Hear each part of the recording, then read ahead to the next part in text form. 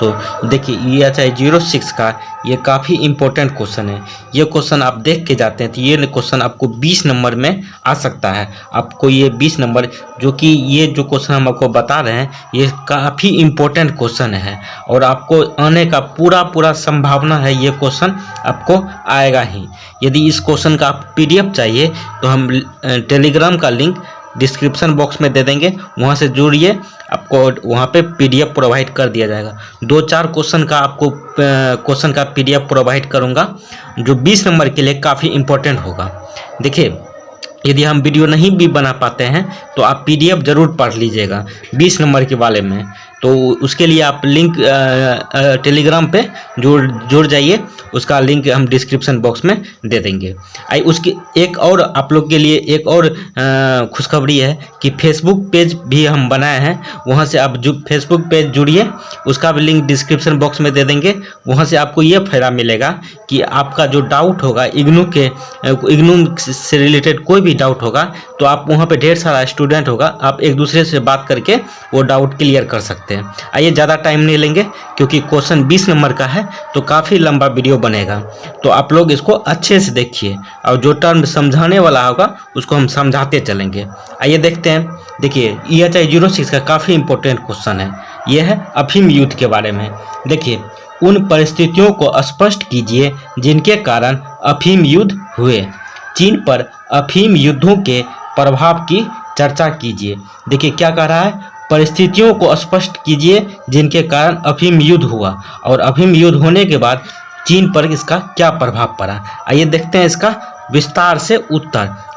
देखिए, प्रथम अफीम युद्ध 1839 से 1849 में हुआ। 2 अफीम युद्ध हुआ था। पहला हुआ था 1839 से 1849 तक, यानी कि 10 साल चला।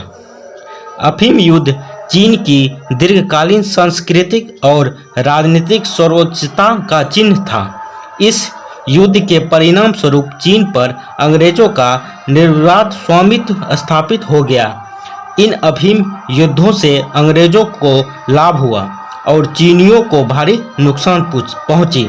इस अफीम युद्ध से चीनी सरकार को काफ़ी हानि पहुंची, क्योंकि उस टाइम जो है चीनी अर्थव्यवस्था उतना ज़्यादा विकसित नहीं था और अंग्रेज का जो था वो काफ़ी विकसित था, इसलिए वहाँ चीनी सरकार को काफ़ी नुकसान पहुंचा था। आइए आगे देखते हैं। प्रथम अफीम युद्ध की परिस्थितियों का निम्नानुसार उल्लेख किया जा सकता है।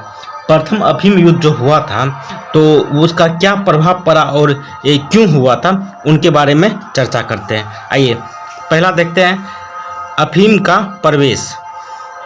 व्यापार के इस एक पक्षीय संतुलन ने अंग्रेजों को चिंतित कर दिया। वे चीन में भी कुछ व्यापार करना चाहते थे। दीर्घ समय तक विचार विमर्श के बाद अंग्रेजों ने चीन के साथ अफीम का व्यापार करने का निर्णय लिया।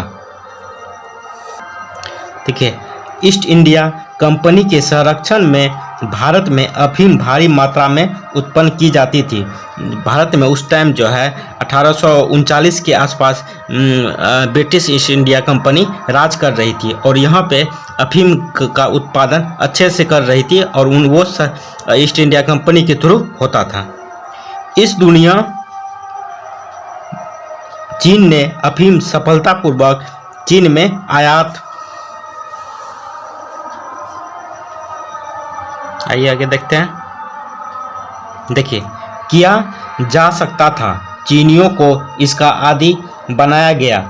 चीनी को जो है, चीन के आदमी को अफीम का आदी बनाया गया। किसके, कौन बनाया? ब्रिटिश ईस्ट इंडिया कंपनी के जो स्वामित्व थे वही लोग, क्योंकि वहाँ से वो चाहते थे कि चीन भी कुछ व्यापार करे ईस्ट इंडिया कंपनी के साथ। शीघ्र ही चीनी इसकी बुरी तरह से आदी होते जा रहे थे। सन 1800 में केवल 400 बक्से, 1800 ईस्वी में 400 बक्से आयात होता था।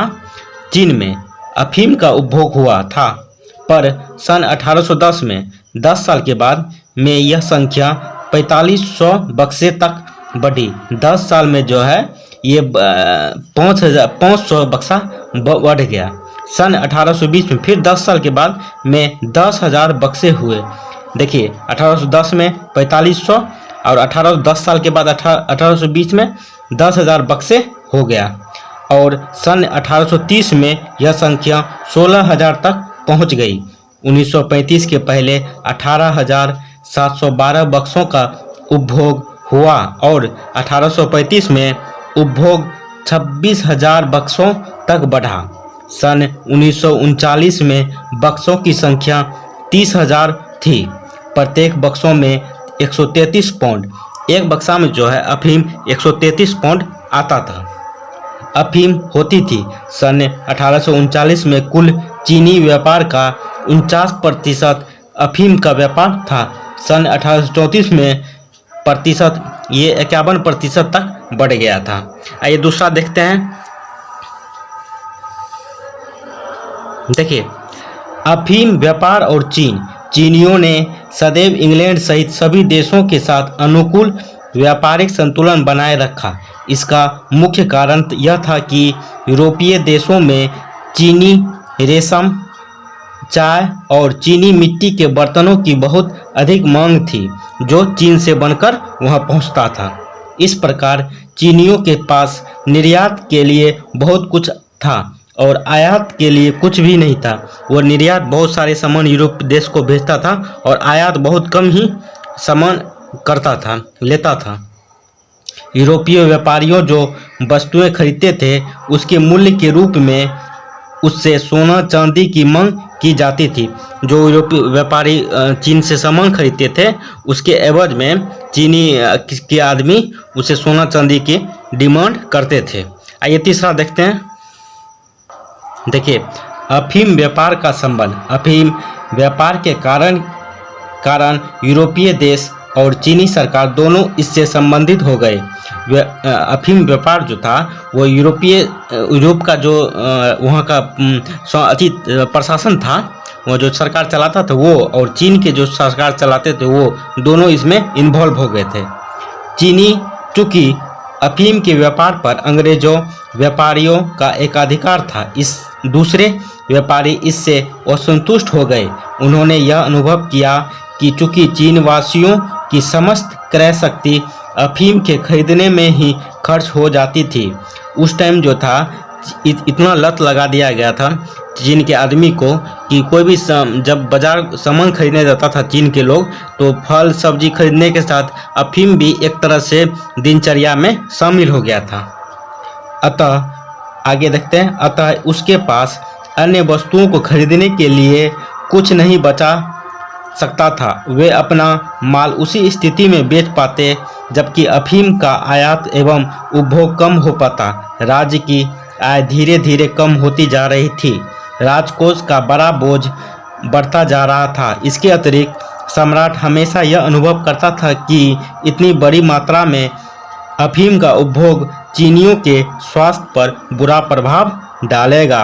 यानी कि चीन के सरकार चाह रहे थे कि अफीम का व्यापार कम हो। ज़्यादा होने से क्या हो रहा था, चीन के जो आदमी थे वो उसका स्वास्थ्य खराब होता जा रहा था क्योंकि उसको लत लग गया था। आइए आगे देखते हैं। देखिए अफीम का अवैध व्यापार। जब चीन की सरकार ने अफीम के व्यापार को बंद किया तो व्यापारियों ने गुप्त रूप से अफीम चीन पहुंचानी शुरू कर दी। यानी ब्लैक मार्केटिंग चीन में होने लगा सरकार जब बैंड कर दिया था। मान के चलिए बिहार में जो शराबबंदी है यहाँ पर भी ब्लैक मार्केटिंग होता है दारू का, उसी टाइप से उस टाइम जो चीन सरकार ने अफीम को बंद किया तो वहाँ ब्लैक मार्केटिंग होने लगा क्योंकि चीनी लोग आदी हो गए थे अफीम का। देखिए आगे, चीनी जनता ने इसे अवैध रूप से खरीदना प्रारंभ कर दिया। स्थानीय पदाधिकारियों के माध्यम से चीन में अफीम का आयात होता रहा। देखिए स्थानीय पदाधिकारी, उस टाइम जो सरकारी पदाधिकारी था चीन का, वो भी अफीम का लत लग गया था। उनको भी चाहिए, डेली बाय डेली अफीम चाहिए था, तो वो भी आंख बंद कर लेते थे या उनके थ्रू होता था, उसको भी कुछ पैसा मिलता था। आइए आगे देखते हैं। अफीम पर सीमा शुल्क के रूप में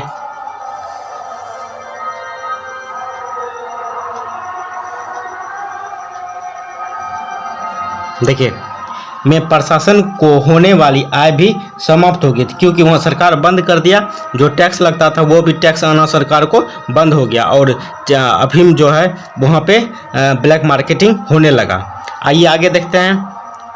चीन का अफीम व्यापार पर प्रतिबंध। अफीम के निरंतर बढ़ते हुए व्यापार से चीनी सरकार को चिंता हो गई। वो तो बंद कर दिया था, फिर भी वहाँ पे ब्लैक मार्केटिंग हो ही रहा था। चीनी सरकार इससे चिंतित हो गया था। इसका कारण यह था कि स्वास्थ्य तथा नैतिकता की दृष्टि से भी अफीम का प्रयोग हानिकारक था। अतएव चीन की सरकार ने प्रारंभ से ही इस व्यापार को समाप्त करने का प्रयास किया। 1729 में चीन में अफीम आयात तथा उसकी बिक्री पर प्रतिबंध लगा दिया गया। तथापि अफीम का व्यापार निरंतर बढ़ता रहा। चीनी सरकार ने अपनी स्थिति में सुधार लाने के विचार से सन 1800 ईस्वी में चीन में अफीम के निर्यात को अवैध घोषित कर दिया गया। अभी तक जो है बंद किया था और 1800 में चीन के आयात पर निर्यात पर अवैध घोषित कर दिया गया कि आप यहाँ पे अफीम नहीं ला सकते हैं। आइए आगे देखते हैं। देखिए, संधि के प्रयास। अंग्रेजों ने चीनी सरकार के साथ इस व्यापारिक समझौते पर आना चाहते थे कि वे अफीम का व्यापार नियमित ढंग से कर सके। जो था अंग्रेज जो था भारत में अधिक अफीम उपजाता था, उनको मार्केट चाहिए बेचने के लिए। तो वो अंग्रेज लोग चाहता था कि वो चीन की जो सरकार है वो हमारे साथ बात करे और नियमित रूप से अफीम का व्यापार चीन में हो। आइए आगे देखते हैं। नेपोलियन के युद्धों में खत्म हो जाने के बाद 1816 में लॉर्ड आर्महर्स्ट को इंग्लैंड सरकार की ओर से सभी व्यापारिक समझौतों को चीन के साथ निपटाने के उद्देश्य से ब्रिटेन के प्रतिनिधि के रूप में चीन भेजा गया, लेकिन उसे असफल होकर अपने देश वापस लौटना पड़ा। देखिए, चीन के जो लोग थे वो अपने आप को यूरोपीय लोग से अच्छा मानते थे। वो यूरोप के लोग को एक तरह से घृणा भावना से देखते थे। वो नहीं चाहते थे कि वो हमारे से बात करे, वो हमारे यहाँ आके कुछ राज करे या उनका सामान कुछ आए। वो घृणा करते थे उन लोगों से। इसलिए वो चीन के लोग चाहते थे कि वहाँ के सरकार खुद वो चीन के सरकार से बात करे। देखिए, इसी कारण ये असफल हो गया था बात करना। आइए आगे देखते हैं। 1834 में लॉर्ड नेपियर को इंग्लैंड सरकार के प्रतिनिधि के रूप में चीन, देखते हैं आगे। देखिए, सरकार के पास भेजा गया, लेकिन वह भी सफल नहीं हुआ। इसका प्रमुख कारण यह था कि इस व्यापारिक मिशन का दृष्टिकोण यह था कि लॉर्ड नेपियर उनकी सरकार का प्रतिनिधि है, अतः उसको राजनीतिक स्तर पर सभी प्रकार के समझौते करने का अधिकार था। इसको विपरीत चीन सरकार यह अनुभव करती थी कि व्यापारिक लेन देन का उत्तरदायित्व केवल व्यापारियों पर ही है, अतः व्यापारियों से बातचीत करना सम्राट की शान से निम्न है। हम आपको बताएं कि चीन के जो लोग थे, चीन का जो सरकार था, वह यूरोपीय देश के जो प्रतिनिधि था तो उनको एक निम्न भावना से देखते थे। वो नहीं चाहते थे कि व्यापारियों से वो मेरे शासन बात करे। वहाँ के जो यूरोप के जो शासन थे उससे बात करने के लिए डायरेक्ट कांटेक्ट करना चाहते थे, जो शान के निम्न थे। आइए आगे देखते हैं। फिर भी नेपियर इस बात पर जोर देता था कि उसकी चीनी सम्राट से बराबरी के स्तर पर बातचीत एवं विवाद हो। परिणामतः चीनी सरकार ने इंग्लैंड के साथ सभी व्यापारिक संबंधों पर रोक लगाने का निर्णय ले लिया। वो जब नहीं माना, चीन के वहाँ के यूरोप के नहीं बात करेगा सरकार, तो हम सारे चीज़ को रोक लगा देंगे। चीन का सरकार का ये कहना था। आइए आगे देखते हैं। देखिए, आप लोग से एक रिक्वेस्ट है कि आप लोग चैनल को भी सब्सक्राइब कर दें। देखिए, कठिनाइयों का प्रारंभ। चार्ल्स इलियट ने मांग की कि उसे समान स्तर पर चीन के सम्राट के साथ मामला तय करने का प्रयत्न करना चाहिए। इसके विपरीत चीनी सरकार अफीम के व्यापार से परेशान थी, जो कि अवैध रूप से चल रहा था, जो बंद होने के बाद भी अवैध रूप से चल रहा था, यानी ब्लैक मार्केटिंग हो रहा था। तो उस परेशान होकर उसने एक गठन किया और कुछ आदमी को सेलेक्ट किया। देखिए क्या क्या किया। सन 1839 में सम्राट ताओ कुंग ने लिन तसो हुसु नामक, देखिए कुछ नाम जो है आपको याद करना पड़ेगा। ये नाम लिखने से आपको अच्छा नंबर आएगा एग्जाम में, जब चेक करेगा तो आप इसको थोड़ा सा अंडरलाइन कर लीजिएगा, एग्जाम में लिखिएगा तो। ने नामक कमिश्नर को चीन में अफीम के अवैध व्यापार के निषेध की घोषणा को हर प्रकार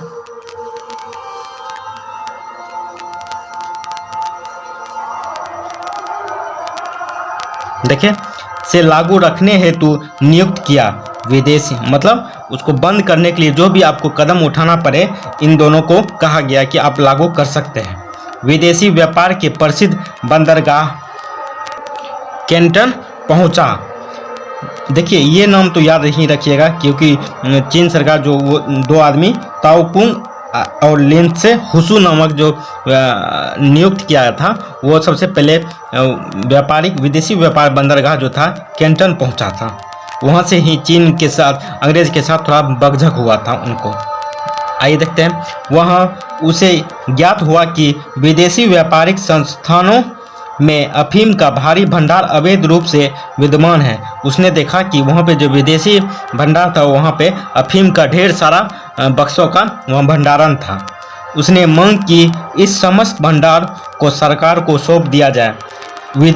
जो दो आदमी प्रतिनिधि करके गया था, तो उनका कहना था ब्रिटिश ईस्ट इंडिया कंपनी के प्रतिनिधि से कि आप ये जो अफीम का बक्सा है आप हमको दे दीजिए, हम इसको नष्ट कर देंगे, क्योंकि अफीम बैंड था चीन में।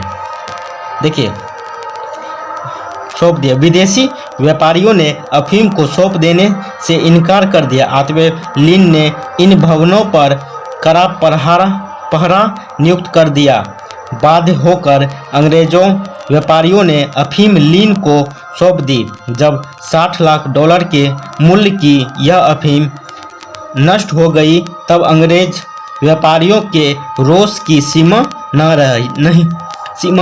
रही। जब वो जो 60 लाख वहाँ जो बक्सा था, उन पे कड़ा प्रतिबंध लगा दिया और ढेर सारा सेनाओं को लगा दिया कि इसको कहीं चीन के अंदर भेजा ना जाए। तो इस कारण वहाँ अंग्रेज जो था वो सारा चीज़ दे दिया लिन को। लिन क्या क्या, वो 60 लाख पाउंड का जो था, $60 लाख का सबको नष्ट कर दिया, जिससे अंग्रेज जो था काफ़ी गुस्सा हो गया था। उसके बाद देखते हैं उसका पृष्ठभूमि अफीम युद्ध का शुरू होने लगा था। देखिए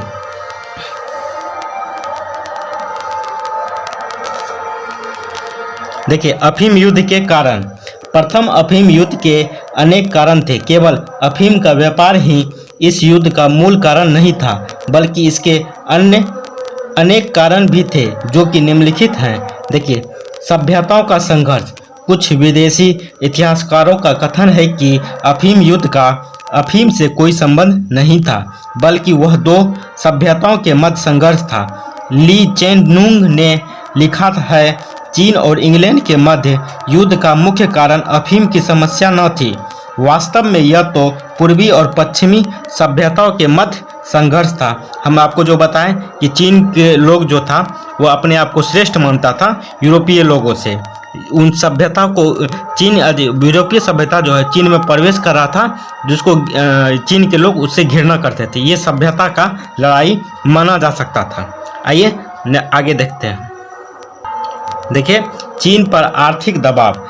चीनी अफीम की आदी नहीं बनना चाहते थे, अतः वे अपने देश में अफीम व्यापार को सहन करने के लिए तैयार नहीं थे। चीनी सम्राट ने यह अनुभव कर लिया था कि अफीम व्यापार से देश पर आर्थिक दबाव निरंतर बढ़ता ही जा रहा था और देश का बहुत सा धन विदेशों को जा रहा है। इसलिए उसने अफीम के व्यापार को रोकने के लिए सन 1839 में लिन तसो हुसु को कैंटन का कमिश्नर किया था, बना दिया था। जो हम आपको बताएं कि वो एक दिनचर्या बन गया था। आदमी जो अपने खाने के सामान जो खरीदने के लिए बाजार जाता था, वो एक तरह से अफीम भी वहाँ पे दिनचर्या में लिया जाता था। अफीम लेने के लिए क्या करता था ब्रिटिश ईस्ट इंडिया कंपनी, जिसको अफीम लेना है वो सोने चांदी में पे करना पड़ता था उसको, जिससे वहाँ का जो आर्थिक दबाव चीन का काफ़ी बढ़ा और सरकार नहीं चाहता था कि ऐसा हो। आइए देखते हैं आगे। देखिए, सर्वोच्चता स्थापित करने की इच्छा। अंग्रेजों व्यापारी बड़े ही महत्वाकांक्षी थे। महत्वाकांक्षी मतलब लोभी थे, क्योंकि वो लोभी इसलिए थे कि आप मान सकते हैं कि अंग्रेज जो थे लोभी थे। उसी कारण तो भारत में वो शासन कर रहे थे कि यहाँ लूटना चाहते थे हर चीज़ को, और चीन को भी यही करना चाहता था, लूट के ले जाना चाहता था। देखिए, ये अपने का विस्तार करने के साथ ही अन्य यूरोपीय व्यापारियों पर भी सर्वोच्चता स्थापित करने के इच्छुक थे। वे चाहते थे कि चीन का सम्राट अनेक प्रतिनिधियों के साथ समानता का व्यवहार करे, लेकिन चीनी प्रशासक विदेशियों को बर्बर जाति का समझते थे और इस कारण उनके साथ अपमानजनक व्यवहार करते थे। अंग्रेज जो थे वो चाहते थे कि जिस तरह से चीन के व्यापारी के साथ चीन कर रहा है, उसी तरह हमारा भी एक समान स्तर हो, मगर ऐसा चीन नहीं चाहता था। हम आपको पहले ही बताए थे कि ये सभ्यता का भी एक लड़ाई था। आइए आगे देखते हैं। देखिए, प्रथा। चीनी प्रथा के अनुसार क्योटोआ करना आवश्यक था। इसके विपरीत पश्चिम के प्रथा को निरर्थक एवं असभ्य समझता था। ठीक है, यह अंग्रेज व्यापारियों के लिए बड़ी दुखद स्थिति थी। पूर्व के देशों में भूमिगत अखंडता था तथा सार्वभौम सत्ता अंग्रेज व्यापारियों के लिए कोई महत्व की बात न थी, क्योंकि उनका तब तक अनुभव कुछ अन्य प्रकार का था। देखिए, यूरोपीय महत्वाकांक्षाएं थोड़ा सा ऊपर कर लेते हैं। आप लोग चैनल को जरूर सब्सक्राइब कर लीजिएगा। देखिए, भारत, फिलिपाइन द्वीप समूह, मलाया, बर्मा आदि पूर्वी देशों में अंग्रेज व्यापारियों ने व्यापार के माध्यम से विस्तृत साम्राज्यों की स्थापना कर ली थी। वे चीन में भी अपना प्रभाव स्थापित करने के इच्छुक थे। 1833 में अंग्रेजी ईस्ट इंडिया कंपनी का चीन के व्यापार पर एकाधिकार समाप्त हो गया तथा ब्रिटिश सरकार ने व्यापारिक प्रतिनिधि के रूप में लॉर्ड नेपियर की नियुक्ति की। व्यापारिक अध्यक्ष होने के अतिरिक्त उस पर राजनीतिक तथा कूटनीतिक संबंधों की स्थापना करने का दायित्व भी था। चीनी सरकार ब्रिटिश व्यापारी प्रतिनिधि के इस परिवर्तित स्तर को न समझ सकी। आइए आगे देखते हैं। देखिए दोस्त, 20 नंबर का क्वेश्चन है तो लंबा होगा ही, आपको हर एक पॉइंट को समझना होगा। देखिए आगे, आप लोग चैनल को जरूर सब्सक्राइब कर दीजिएगा, और नेक्स्ट वीडियो जो आपको बताएंगे वो भी आपको क्वेश्चन बता देंगे कि ये क्वेश्चन आपको बताएंगे नेक्स्ट वीडियो के लिए। देखिए, इसका कारण यह था कि वे विकासशील 19वीं शताब्दी के मध्य भी अपने साम्राज्य को सर्वज्ञ साम्राज्य तथा अपनी सभ्यता एवं संस्कृति को सर्वोत्तम समझते थे। जो आपको बताएं कि वो यूरोपीय सभ्यता को कम समझते थे, अपनी सभ्यता को सर्वोत्तम समझते थे। कौन? चीन। विदेशी व्यापारी वर्ग एवं अंग्रेजी प्रशासन इस स्थिति को तथा निरंतर अपमानजनक को अब अधिक सहन करने के लिए तैयार नहीं थे। उनकी राजनीतिक एवं सामाजिक परंपराएं ही इस प्रकार की थी कि वे व्यापार को कोई विशेष महत्व नहीं देते थे। देखिए, तत्कालिक कारण क्या था अफीम युद्ध होने का। देखिए, जुलाई 1839 में चीनी एवं अंग्रेज नाविकों के मध्य एक विवाद हो गया, जिसमें एक चीनी नाविक की हत्या हो गई। सामूहिक दायित्व के चीनी कानून के अनुसार कमिश्नर लिंग ने अंग्रेज व्यापार अध्यक्ष से अपराधी को सौंप देने की मांग की। जो मारा था चीनी नाविक को, तो लिन ने कहा कि आप जो मारा है उसको, अपराधी को मेरे हवाले सौंप दे। देखिए, मांग की। इलियट ने अपराधी को देना अस्वीकार कर दिया, क्योंकि उनकी दृष्टि में इस सामूहिक झगड़े में मुख्य अपराधी का पता खोजना असंभव था। इस मुद्दे पर दोनों पक्षों में तनाव बढ़ गया, जो अफीम युद्ध होने का तत्कालिक कारण था। आइए नेक्स्ट वीडियो में जो आपको हम क्वेश्चन बताएंगे वो बता देते हैं। देखिए नेक्स्ट वीडियो में जो आपको हम क्वेश्चन बताएंगे ये भी काफ़ी इंपॉर्टेंट क्वेश्चन। देखिए क्या क्वेश्चन, उन कारणों का विश्लेषण कीजिए जिन्होंने जापान में ताकुगावा शासन के पतन में योगदान दिया। ताकुगावा शासन जो था जापानी के पतन में क्यों योगदान दिया, उसका विश्लेषण नेक्स्ट वीडियो में करेंगे। उसके लिए चैनल को आप लोग सब्सक्राइब कर दें, वीडियो को लाइक कर दें और टेलीग्राम पे ज़रूर जुड़े, कि शायद आपको नोटिफिकेशन नहीं जा सके तो टेलीग्राम पे हम उसका वीडियो का लिंक शेयर कर देंगे। तो उसके लिए आप टेलीग्राम पे जुड़ जाएं, डिस्क्रिप्शन बॉक्स में हम टेलीग्राम का लिंक दे देंगे, ठीक है। और कमेंट ज़रूर करिएगा कि कैसा लगा वीडियो। चलिए, थैंक यू, जय हिंद।